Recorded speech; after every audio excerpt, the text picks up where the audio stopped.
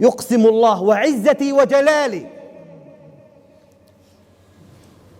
ما قدم عبد هواي على هواه. يعني كان على الجوال وجت له لفتة هيك قال استغفر الله العظيم.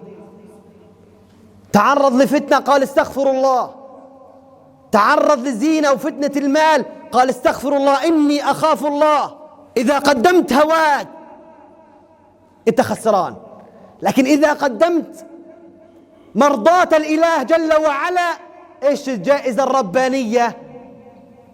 أزال الله عنك الهموم والابتلاءات وحلت البركات وجعل الله غناك في قلبك